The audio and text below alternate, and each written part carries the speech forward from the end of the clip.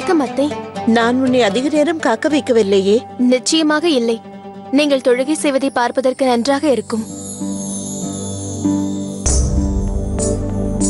ஜோதா, என்ன விஷயம் அம்மா? நான் ஒன்றை கூறுவதற்காக வந்தேன். ஷெஹன்ஷா அவர்கள் மகாமங்காவின் அறை முன்பு போல் இருக்க வேண்டும் என்று உத்தரவிட்டுள்ளார். அதில் சிறு மாற்றமும் ஏற்படக்கூடாது, யாரும் அதில் தங்கக்கூடாது என்று உத்தரவிட்டுள்ளார். மகாமங்கா வாழ்ந்த ஞாபக சின்னமாக இனி அந்த இடம் விளங்கும். என்னால் புரிந்து கொள்ள முடிகிறது. மகாமங்கா மீது ஜலாலுக்கு மிகுந்த அன்பு இருந்தது. இவ்வாறு செய்வதால் அவன் மனதிற்கு அமைதி கிடைக்கும் என்று நான் நம்புகிறேன் ஜோதா.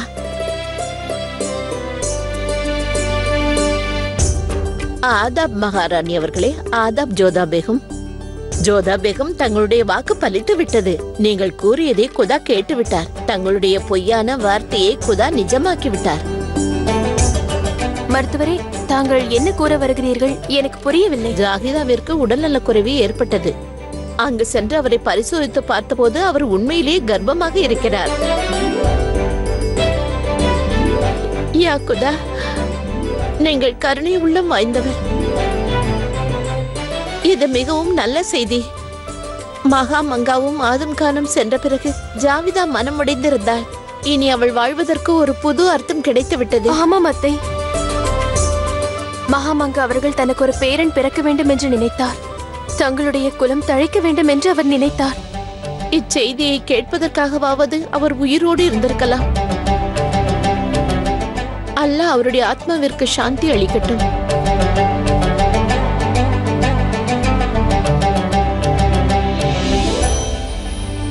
காலம் எப்போதும் யாருக்காகவும் காத்திருக்காது. அது எப்போதும் ஓடிக்கொண்டே இருக்கும். கடந்து செல்லும் பாதையில் அது நினைவு சின்னங்களை விட்டு செல்லும். ஆதம் கான் அரியணையில் அமர வேண்டும் என்று கனவு கண்ட மகாமங்கா இன்று இந்த உலகத்தில் இல்லை. ஆனால் அனைவரது மனதிலும் ஒரு பயம் இருந்தது. அதுதான் அவர் ஜோதாவிற்கு அளித்த அந்த சாபமாகும். மகாமங்காவோ இறந்து விட்டார். ஆனால் அவரது சாபம் இன்னும் உயிருடன் தான் இருக்கிறது. காலங்கள் கடந்தாலும் அந்த பயம் யார் மனதிலும் அகலவில்லை.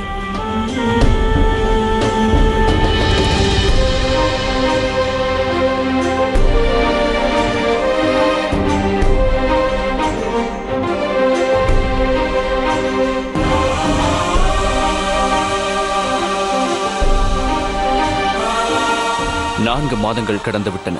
இந்த 4 மாதங்களும் ஜோதாவிற்கு ருகையா பேகம் சேவை செய்து செய்து அவர்கள் இருவரும் நல்ல தோழிகளாகிவிட்டார்கள். அவர் தனக்காக செலவிட்ட நேரத்தை விட ஜோதாவிற்காக செலவிட்ட நேரம்தான் அதிகம். அவர் ஜோதாவிடம் அந்த அளவிற்கு நட்பு பாராட்டினார். ஜோதாவின் குழந்தைகள் பிரசவிக்கும் நாள் நெருங்கிக் கொண்டிருந்தது. நாட்கள் நெருங்க நெருங்க ருகையா பேகம் ஜோதாவை மிகவும் கவனமாக பார்த்து கொண்டார். ஜோதா எடுத்து வைக்கும் ஒவ்வொரு அடியையும் அவரது ஒவ்வொரு செயல்களையும் அவர் மிக கவனமாக பார்த்து கொண்டார். ஆக்ராவிலிருந்து தள்ளி இருக்கும் ஒரு சிறந்த மருத்துவரிடம் ருகையா பேகம் ஜோதாவை அன்று அழைத்துச் செல்கிறார். ஜோதா பேகம், தாங்கள் சௌரியமாக இருக்கிறீர்களா? நான் மிகவும் நலமாகத்தான் உள்ளேன். ஆனால் தங்களால் தான் எனக்கு பிரச்சனை ஏற்படுகிறது. நானா? பிறகு இல்லையா என்ன? எப்பொழுது பார்த்தாலும் என் மீதே கவனமாக இருக்கிறீர்கள். இப்படியா ஒருவரை கவனமாக பார்த்துக் கொள்வது? நான் தங்களை பார்த்துக் கொள்கிறேன் என்று யார் கூறியது? பிறக்கவிருக்கும் எனது குழந்தையின் மீதுதான் கவனமாக இருக்கிறேன். நீங்கள் கஷ்டப்பட தேவையில்லை ருக்கையா பேகம் அவர்களே. எனக்கு எந்த கஷ்டமும் இல்லை. தங்களுக்கு எந்த கஷ்டமும் வரக்கூடாது. ஆகையால் தான் இந்த மருத்துவரை பார்க்க அழைத்து செல்கிறேன். ஷெஹன்ஷா இதற்கு அனுமதியே தரவில்லை. மிகவும் சிரமப்பட்டுதான் அவரிடம் அனுமதி வாங்கினேன். இத்தனை சேவகிகள் இருக்கிறார்கள். இவர்கள் துணையோடு நான் வந்திருப்பேன். நீங்கள் தான் கஷ்டப்படுகிறீர்கள். இல்லை ஜோதா பேகம், எனக்கு எந்த கஷ்டமும் இல்லை. அது மட்டுமல்லாமல் ஷெஹன்ஷா தங்களை பத்திரமாக பார்த்து கொள்ளும்படி என்னை அனுப்பி இருக்கிறார். ஷெஹன்ஷாவின் கட்டளையை என்னால் எப்படி மீற முடியும்?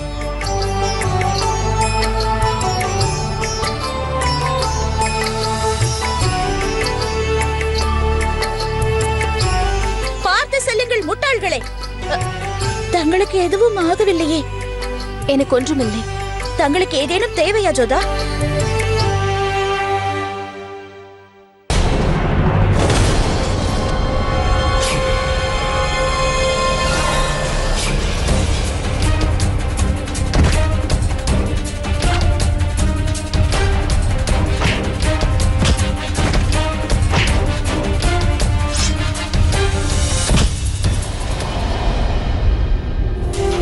நீங்கள் வரலாம். நான் அழைத்தது அனைவரையும் அனைவரும் என்றால் அதில் நீயும் தான். நீ கேட்கவில்லையா? கேட்டேன். ஆனால் எனக்கு கூட்டத்தோடு ஒருவனாக வருவதற்கு விருப்பமில்லை. நான் தங்களோட தனித்து பயிற்சி செய்யவே ஆசைப்படுகிறேன். நீ ஏதோ மாவீரன் என்ற திமிரில் இருப்பது போல் தோன்றுகிறது. திமிருக்கும் கர்வத்திற்கும் நிறைய வித்தியாசம் இருக்கிறது ஷெஹன்ஷா. இது என்னுடைய அகங்காரமோ அல்லது என்னுடைய நம்பிக்கையோ? அதற்கான பதிலை என்னுடைய வாளே அளிக்கும். அனுமதித்தால் பயிற்சியை நாம் தொடங்கலாம்.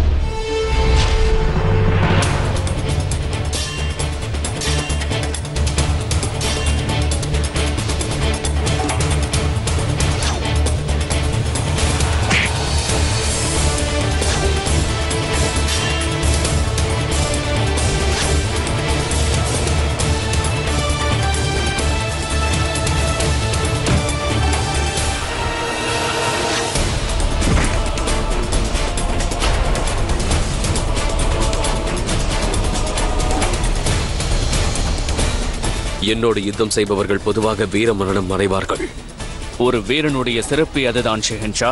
ஒன்று வெற்றி அல்லது வீர மரணம். நான் நிராயுதபாணிகள் மீது ஆயுதம் ஓங்குவதில்லை.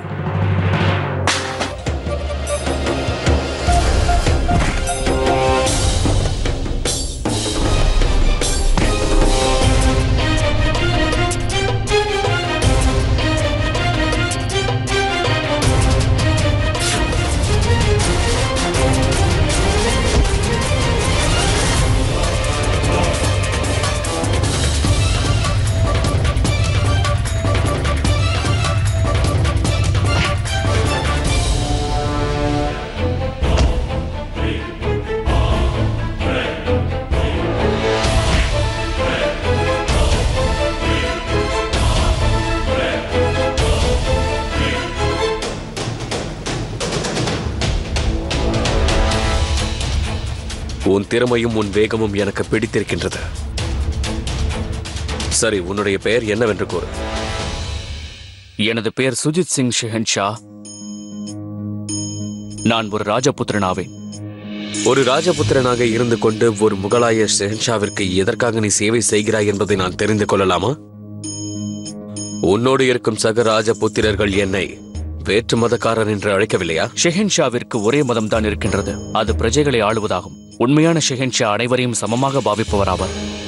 பிரஜைகளின் நலனையும் அவர்களை பாதுகாப்பதும் தான் ஷெஹன்ஷாவின் மதமாகும். அரச தர்மத்தை முழுமையாக பின்பற்றும் அரசரை எப்போதும் ஒரு ராஜபுத்திரன் நிச்சயம் மதிப்பான். மிகவும் அற்புதம். உன் சிந்தாந்தமும் உன் திறமையைப் போலவே உயர்வாகவே உள்ளது. உன்னை போல வீரர்கள் இல்லாத பாஷா என்றுமே தேசங்களையும் நாடுகளையும் வெல்ல முடியாது என்றுதான் நான் கூறுவேன். மான்சிங், நாகூரில் உள்ள படைகளில் இவரை போன்ற வீரர்கள் இருக்க வேண்டியது மிகவும் அவசியமான ஒன்று. இவரை குறும்படைக்கு தலைவனாக சேர்த்து விடுங்கள். நான் ஒன்றை கூறிக்கொள்கிறேன். முதலில் எனக்கு ராஜபுத்திரர்கள் எதிரிகளாகத்தான் இருந்தார்கள். பிறகு எனக்கு நண்பர்கள் ஆனார்கள், உறவினர்களும் ஆனார்கள். இதை பார்க்கும்போது எனக்கு என் வாழ்க்கை உங்களோடு தான் முடிப்பட்டிருப்பதாக தோன்றுகிறது.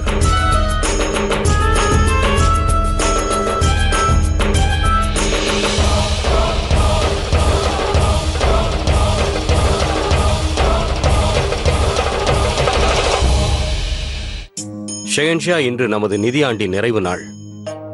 ஒவ்வொரு ஆண்டும் நமது புதிய வரவு செலவு திட்டங்களை அறிமுகப்படுத்துவோம். பொருட்களின் மதிப்பை கணக்கிட்டு விலையை நிர்ணயிப்போம். அரசு இதை செய்ய தவறும் பட்சத்தில் வியாபாரிகளால் மக்கள் சுரண்டப்படுவார்கள். வியாபாரிகளுக்கு லாபமும் மக்களுக்கு நஷ்டமும் ஏற்படும். இதற்கு தங்களிடம் ஏதாவது தீர்வு இருக்கிறதா? தாங்களே ஒரு முறை மாறுவேடத்தில் சென்று கண்டீர்களே. விவசாயிகளிடமிருந்து வியாபாரிகள் மூலமாக மக்களை சென்று சேர்வதற்குள் பொருட்களின் விலை 10 மடங்கு ஏறிவிடுகிறது. ஆம், தெரியும். ஆனால் இதற்கு பின் இருக்கும் காரணத்தை நான் தெரிந்து கொள்ள விரும்புகின்றேன். ஷெஹன்ஷா, இது ஒரு பெரிய சங்கிலி தொடர். இப்பிரச்சனையை கண்டறிந்து அதை உடைத்து விட்டால் இதற்கான நிரந்தர தீர்வு நமக்கு கிட்டிவிடும். இதன் மூலமாக அரசு கருவூலத்திற்கும் மக்களுக்கும் பூரண பலன் கிட்டும். நான் இப்பிரச்சனையின் மூலத்தை கண்டறிய முயன்று கொண்டிருக்கிறேன். இதை நாம் வெகு விரைவில் சரி செய்தாக வேண்டும். ஏனென்றால் மக்களின் அதிருப்தி அதிகரித்துக் கொண்டே போகிறது. அதற்கு காரணம் யார் என்று உங்களுக்கு தெரியுமா? சந்தேகம்தான் உள்ளது, ஆதாரபூர்வமாக தெரியவில்லை. ஆனால் ஆதாரங்கள் அவசியம் அல்லவா தோழர்களே? இந்த விவகாரத்தில் நானே சுயமாக ஈடுபட விரும்புகிறேன். நானே பஜாருக்கு நேராக சென்று அங்கு என்ன நடக்கிறது என்று தெரிந்து கொள்ளப் போகிறேன். ஜோதா பேகம் அவருக்கும் சிறிது நாட்களில் பிரசவமாகிவிடும். அதன் பிறகு எனக்கு நேரம் இல்லாமல் போகலாம். எனவே நாம் இந்த விஷயத்தில் முழுமையாக விசாரணை செய்ய வேண்டும். சித்தம் ஷெஹன்ஷா.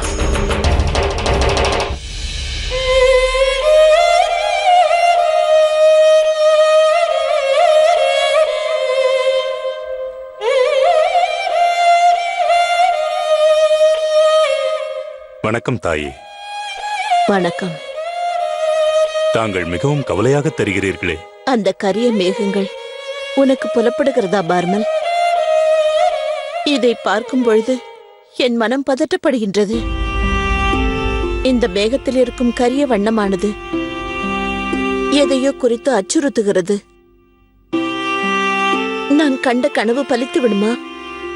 கவலைப்படாதீர்கள், அவை கலைந்து போகும் மேகங்கள்தான். கூடிய விரைவில் அது விலகிவிடும். என்னை சமாதானப்படுத்த முயற்சிக்காதே பார்மல்.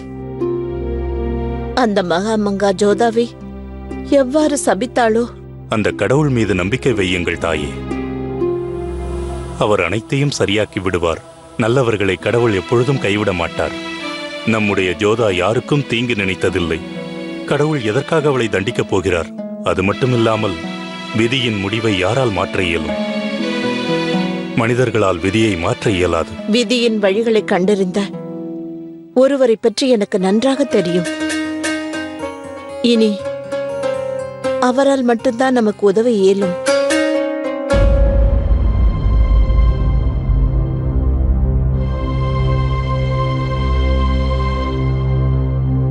மருத்துவர் அவர்களே, எந்த பிரச்சனையும் இல்லையே. மருத்துவர் அவர்களே, உங்களைத்தான். கவலைப்படும்படி எதுவும் இல்லையே.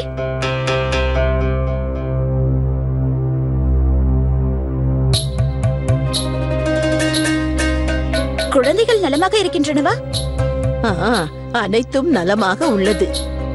ஆனால் நான் கவலைப்படுவது இவருடைய உடல்நிலையை பற்றித்தான். நானும் இதையேதான் கூறிக்கொண்டிருக்கிறேன். ஆனால் இவர் என் பேச்சை கேட்டால்தானே. என்னை விட தாங்கள் தான் அதிகமாக கவலைப்படுகிறீர்கள். மருத்துவரே, இவருக்கும் ஏதாவது மருந்தை தாருங்கள். அப்பொழுதாவது கவலைப்படாமல் இருப்பார். மருத்துவர் அவர்களே, குழந்தை எப்படி இருக்கிறது? மாஷா அல்லாஹ், ஆரோக்கியமாக இருக்கிறார்கள். ஜோதா பேகும் தங்களுக்கு இப்பொழுது 8வது மாதம் நடக்கின்றது. எனவே பத்தியம், நீர், மருந்து இவ்விஷயங்கள் எல்லாம் மிகவும் முக்கியம்.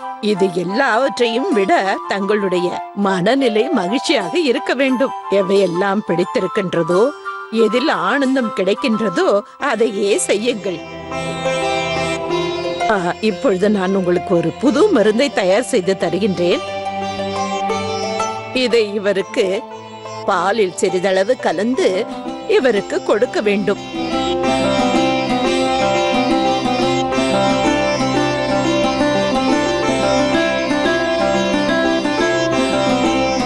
இந்தாருங்கள். இதை கொடுத்த பிறகு நீங்கள் எதை பற்றியும் எதற்காகவும் கவலைப்பட வேண்டாம். இனி இங்கு வர அவசியமும் இல்லை. மிக்க நன்றி மருத்துவரே. குழந்தை என்று பிறக்கப் போகும் என்பதனையும் கணித்து தாங்கள் கூறிவிடுவீர்களாமே. மருத்துவர்களால் ஓரளவுக்கு கணிக்கத்தான் முடியும். ஆனால் முடிவெடுப்பது அந்த அல்லாஹ் மட்டும்தான். 1 மாதம் கழித்து நிச்சயமாக இவருக்கு நல்லபடியாக பிரசவம் நடந்துவிடும்.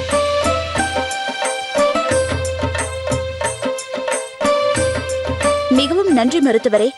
நாங்கள் செல்ல அனுமதி தாருங்கள். இவர் ஆரோக்கியத்தை பற்றி ஷெஹன்ஷாவிடம் நான் தெரிவிக்க வேண்டும். நிர்ணய விலையை விட எதற்கு 3 மடங்கு அதிகமாக வசூலிக்கிறீர்கள்? இது வியாபார சந்தை ஐயா, தர்ம சத்திரம் அல்ல. வேண்டியதை வாங்கிச் செல். எனக்கு புரியவில்லை. பார்த்தால் புத்திசாலி போல் இருக்கிறாய். இந்த சந்தையில் வாங்குபவர்களும் விற்பவர்களும் மட்டுமல்ல, இன்னும் சிலரும் இருக்கிறார்கள். அவர்களுக்கும் கொடுக்க வேண்டும். அவர்கள் அவர்களது பங்கை கேட்கிறார்கள். இதில் நானும் சிறிது லாபம் பார்க்க வேண்டாமா? உங்களை தவிர இங்கு வேறு யாரும் இருப்பது போல் தெரியவில்லையே. இது உங்கள் கடை, நீங்களே நிர்ணயம் செய்யலாம். இதோ பாரையா, வேண்டுமென்றால் வாங்கிச் செல். ஒரு விஷயம் நினைவிருக்கட்டும், இந்த விலை மிகவும் குறைவு. ஒருவேளை ஆதாம் உயிரோடு இருந்திருந்தால் இதன் விலை 3 மடங்கு அல்ல 10 மடங்கு உயர்ந்திருக்கும். அவன் உங்களை அதிகமாக துன்புறுத்தினானா? உங்களுக்கு அந்த கடை தெரிகிறதா? அந்த கடையின் உரிமையாளன் ஆதம் கூறியபடி நடக்க முற்றிலும் மறுத்துவிட்டான். அதனால் ஆதம் அவருடைய மகளை கடத்தி விட்டான். பல நாட்கள் அந்த பெண் வீட்டிற்கு வரவில்லை. அந்த கடைக்காரன் அவன் காலில் விழுந்து கெஞ்சினான், மன்றாடினான். அதன் பிறகுதான் பல நாட்களுக்கு பிறகு அந்த பெண் வீட்டிற்கு வந்தாள். அவன் அந்த பெண்ணை என்ன செய்தானோ தெரியவில்லை. இன்று வரை அவள் வாயை திறக்கவில்லை என்றால் பாருங்கள். ஆதாம் இறந்ததற்கு நாங்கள் குதாவிற்கு நன்றி தெரிவித்தோம். எப்படியோ அவன் ஒழித்து விட்டான். ஆனால் அவன் இறந்த பிறகும் நிலைமை மாறவில்லை. அவன் இறந்தாலும் அவனது ஆட்கள் இன்னும் இருக்கிறார்கள். அது மட்டுமில்லாமல் அரசாங்க அதிகாரிகளின் தொல்லை வேறு. வியாபாரம் செய்வதே மிகவும் கடினமாகிவிட்டது. அவர்கள் பங்கை அளிக்கவில்லை என்றால் சரி சரி, வேண்டியதை பெற்றுச் செல்லுங்கள். என்ன வேண்டும்? 5 படி அரிசியும் 3 படி கோதுமையும். இதை பெற்றுக்கொண்டு சீக்கிரம் கிளம்புங்கள். தாங்கள் என்னோட வாருங்கள் ஷெஹன்ஷா. அருகில் ஒரு சத்திரம் இருக்கிறது, அங்கேயே தங்கிக் கொள்ளலாம்.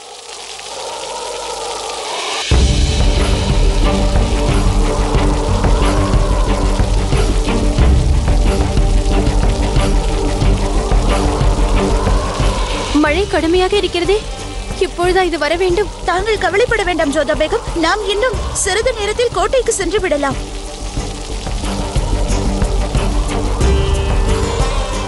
கவனமாக செல்லுங்கள். யா அல்லாஹ், இப்பொழுது என்ன செய்வது?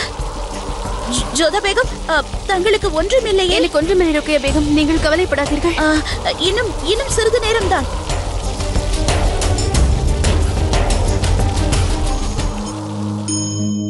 புயல் பலமாக வீசுகிறது தோட்டமல்லவர்களே. ஆம் ஷெஹன்ஷா, எனக்கும் அவ்வாறே தோன்றுகிறது. ஜோதா பேகம் மற்றும் ருக்கையா பேகத்தை நினைத்து கவலையாக இருக்கிறது. அவர்கள் நல்லபடியாக வந்து சேர்ந்தார்களா என்று கவலையாக இருக்கிறது. தங்களுக்கு கவலை வேண்டாம் ஷெஹன்ஷா. அவர்களுடன் நமது திறமையான வீரர்கள் உள்ளார்கள். அது மட்டுமல்லாமல் அவ்விடம் ஆக்ராவை விட்டு வெகு தொலைவில் இல்லை. ஆனால் இருப்பினும் நான் இறந்து விடுவேன். தூக்கு போட்டு இறக்க போகின்றேன். யாரும் என்னை தடுக்காதீர்கள். என்ன செய்கிறாய்? நிறுத்து. என்ன ஆயிற்று நண்பா? என்னவாயிற்று? அந்த ஆள் என்னுடைய வாழ்க்கையை அழித்து விட்டான். அவனால் தான் என்னால் சாப்பிட முடியவில்லை, தூங்க முடியவில்லை, குடிக்க முடியவில்லை. இல்லை, குடிக்க முடியும்.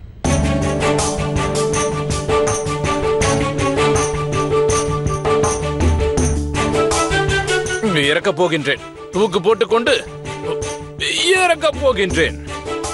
அந்த நபரின் காரணமாக எனது வாழ்க்கை நாசமாகிவிட்டது. அவனால் காலையிலேயே வீட்டை விட்டு செல்கின்றேன். அதே போன்று இரவு தாமதமாகவும் வீட்டுக்கு வருகிறேன். என் வாழ்க்கையை அவன் பாழாக்கி விட்டான். நிறுத்து நண்பா, தற்கொலை குற்றமாகும். நான் வாழ்க்கையை வாழ்ந்து கொண்டிருக்கிறேனே, அந்த வாழ்க்கை தான் ஒருவேளை குற்றமாக இருந்தாலும் இருக்கலாம். இங்கே பார், நீ யாரால் இவ்வாறு தற்கொலை செய்து கொள்ள முயற்சிக்கிறாய்? ஷெஹன்ஷா,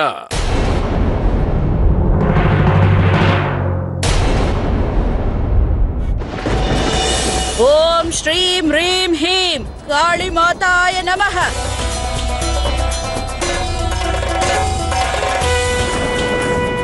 ஓம் ஸ்ரீம் ரீம் ஹீம் காளி மாதாய நமஹ.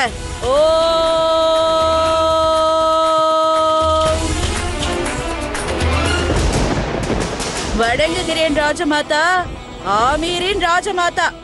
இந்த சகுனிபாயை தேடி அவள் இருக்கும் இடமே வந்திருக்கிறார். நான் இப்பொழுது ராஜமாதாவாக அல்ல, ஜோதாவின் பாட்டியாக வந்திருக்கிறேன். ஷகுனிபாய், எனக்கு ஜோதாவை நினைத்து கவலையாக உள்ளது. அமருங்கள்.